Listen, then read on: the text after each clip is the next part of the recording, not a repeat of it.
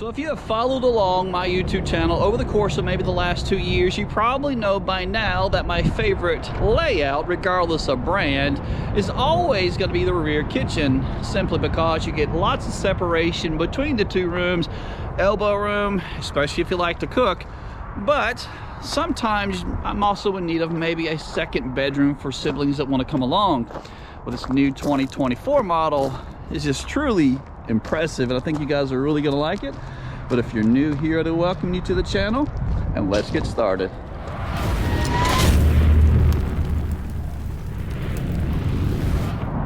So we are going to start on the inside first, but I always like to go over a few of the numbers on the vehicle just to give you an idea on how long and how heavy something really is. Well, this particular model is going to come in at 37 feet 11 inches of total length, has a dry weight as it currently sits, of course, minus all of your stuff and the propane tanks being filled, of 10,233 pounds. You're riding on 6,000 pound axles, E-rated tires, 16-inch rims, and it looks like you have 3,748 pounds of available cargo capacity that you can still put inside of the RV. And I'll try to maybe leave the hitch weight about here in the video, but this thing's quite interesting. It's really unique. We are going to start all the way in the back and make our way towards the front, eventually stepping outside, going over a few features here. I wish I had it plugged in just to really show off everything, but I'm not able to do so today. But I figured just with the battery power alone would definitely be enough. Let's make our way all the way to the back though. Look at all the windows on the campsite of the coach, and they've also integrated all the blinds and screens for bugs to keep them out right inside of the window treatment, so that's kind of nice. But coming all the way to the back of the coach, so look at all the counter space. Solid surface countertops, almost giving you a complete 360-degree turnaround. You are going to be lacking an actual table, so no designated spot just for a table, which is kind of nice because it gives you all this additional room with the additional chairs. USB and 110 outlets also built in. Plenty of outlets, so they're all over the place. USB outlets just seem to be popping up all over these coaches nowadays. Pretty standard Furrion oven with a 3-burner cooktop. Plenty of room inside the coach maybe for a pie or two. And the bottom drawer is just going to be a matching drawer just to look like the oven, but it's a great place for pots and pans.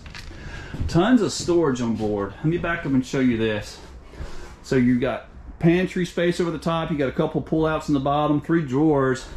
But over here in your entertainment center, you have not one, but 2 different pantries. So you're not going to be lacking any storage space if maybe you are full-time. This coach is also going to have 2 15K air conditioners, heated holding tanks, no carpet inside the RV as well, which is very, very nice. You also have a 40,000 BTU furnace, but you also have some electric heat. The fireplace will produce about maybe 5 to 10,000 BTUs of heat. I love the barreled ceilings plus the different accents that they're giving kind of to separate the two rooms. Like the lights, those are very nice. So your fridge on board is going to be a 12-volt compressor fridge. I do believe that's right at 18 cubic feet. The freezer is going to be located on the left, and of course the fridge is on the right. This will stay cold while in transportation. There is a battery already installed from the factory, and up on the top of the coach there is a 190 watt solar panel, which of course goes to the smart charger, and it keeps that battery from either overcharging or undercharging.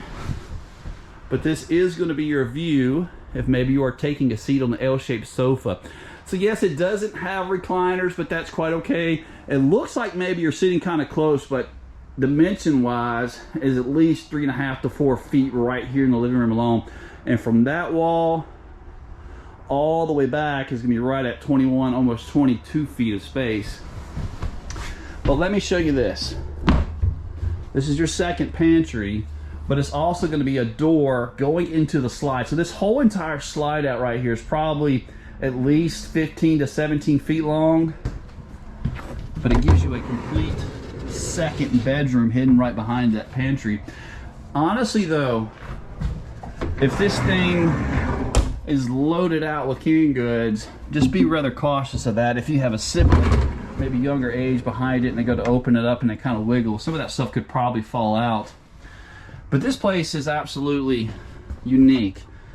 I could see somebody turning this into like putting a dog crate here, or maybe a pack and play for their smaller kids, plenty of storage space, and of course there are those USB 110 outlets. I'm still suffering from tinnitus, so it is still kind of difficult to talk, but I'm doing my best that I possibly can, so bear with me a little bit. Your window treatments, like I said, the screens are built into the treatment here. However, if you are familiar with the old school campers, when those style accordion shades get any kind of wrinkle in them, it is a battle just to get those things fixed back to the original layout that they're supposed to be. Let's come around, show you your space back this way. Just plenty of room, even 3 sets of drawers. Some people would also probably turn this space into maybe kind of some kind of like private office. What would you guys turn it into? I honestly would just leave it the way it is and let the kids have a blast. So you got the L-shaped sofa, plenty of seating space for all the family. You know, if you are gathering around the TV, I'll try to maybe also open this up into the sleeper sofa to give you guys a better idea on how much walk around room you'll possibly have. But the living and kitchen to me is perfect. It gives me all that additional walk around room that I'm wanting, the elbow room that I'm needing when I'm cooking in the kitchen. Floating shelves, good place for maybe some pet food bowls, some sandals and so forth. Stepping upstairs, let's go over the main bedroom first, then we'll look at the bath.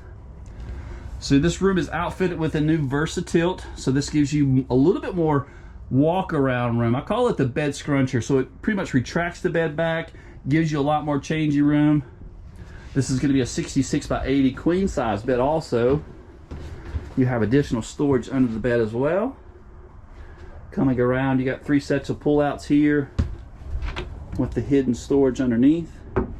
Pretty cool place to sit. I could have honestly seen them opening this up, maybe giving you additional storage there, but for its main purpose right now, just to sit down and change your shoes, great idea. As always, you have storage under the bed. I don't see any USB ports inside of the actual slide itself. They're only going to be located next to the bed. Let's see if we can lay the bed flat just to show you exactly what that's going to look like. So no reading shelf or shelf for a book or maybe your glasses or anything at nighttime. And if you happen to have a CPAP machine, you're kind of going to be limited. I guess you'll have to put your CPAP machine on the floor. There is no shelf, like I said, and the only outlet is located on this side over here. Nice big closet in the front with washer and dryer connections. You can either do a stackable or a combo unit. I personally don't like the combo unit. I seem to have a lot of issues with the customers that do purchase that. Let's make our way to the bathroom now. So stepping inside, you have a 78-inch ceiling height inside the RV. This is going to be a 2-piece plastic shower. You also have the additional skylight up on the top for some additional headroom. This is going to be a thermofoil countertop with a stainless steel bowl sink. Good place for a trash can also. And your medicine cabinet. Just to give you an idea on how much sitting height you'll have, I'm 6'2". I don't seem to be inside the actual dome. The barrel ceilings certainly do help. And that's going to be a porcelain foot flush toilet, and they're actually proud of this. They put it on the floor to let you know this is considered a residential sitting height. So it's like the perfect pooping position. So let's look at our sales price and the MSRP. If you don't want to see anything on the outside though, I greatly would appreciate a couple of thumbs up or maybe even dropping a comment down below letting me know what you think of this particular unit. MSRP, maybe you can pause it here. MSRP is $81,832. Our sales price being $64,995. You can also reach out to me at the contact information found down below. If you have any questions or maybe you want to order this particular one, I can deliver it to you anywhere in the United States. Unfortunately, I haven't yet experienced shipping anything outside of the US or maybe even to Alaska. I have not experienced that yet, but I did have one customer from Canada drive all the way down just to pick up a certain toy haul that we had a few years ago. That was kind of interesting. So again, 37 feet long, 96 inches wide. It's not going to be a wide body construction, and this is also going to be what's called a mid-profile. What that means is that it's not going to be quite as tall. It tapers down in the front as well as in the back compared to like some of the bigger ones. I don't have any close by to show you, but it'll be completely flat if it was. So this model is going to be leveled from a 4-point fully automatic leveling system. You have a little manual work to be involved with it, considering it's a fully automatic leveling system though. You got to first let down the leg halfway and then pull the plunger out, dropping the rest of the leg down. But whenever you do this, some people get kind of lazy. They just think the leg's just gonna pop its way, the pin's gonna pop its way back through. Make sure the pin comes all the way through before hitting the automatic leveling controls right over here. Pretty standard kingpin. That's a simple upgrade to do to give your coach a little bit smoother ride. But the controls are found inside of your pass-through compartment, and there's a couple of things going on in here, so just bear with me for a second. Automatic leveling controls, lipper component, pretty easy system to operate with just by simply pressing of the automatic level button. The coach will in fact level itself. You get thermofoil wrapped all the way around, and there's your floor joist. But your water lines will come up through the floor, connecting to your city water connection, or maybe if you're trying to fill your freshwater tank. This is for winterizing your RV, outdoor shower. These are all of your cable connections. Let's move right along to the opposite side though. Oh yeah, your baggage doors are kind of thin, about a 1/2 inch thick. And you got your propane bottles, both located on one side. Both of these are 20 pounds. This is going to be the 60,000 BTU on-demand water heater. And when it comes to sewer connections, you have two different ones. Up here you have a gray and black. Of course, that's probably because your main bathroom is right here, but with it being a rear kitchen, you're going to have a gray one found in the back. Rack and pinion slide, and that's going to be coming through about a 10-inch I-beam construction. Fully enclosed underbelly, 7,000 pound axles, heated holding tanks, and these are the new 4x8 removable sheets. These things are extremely easy to remove if maybe you're having to do some RV maintenance.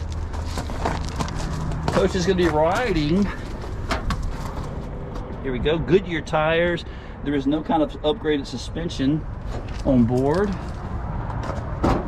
Coming around to the back, that's going to be that gray sewer connection for that rear kitchen layout.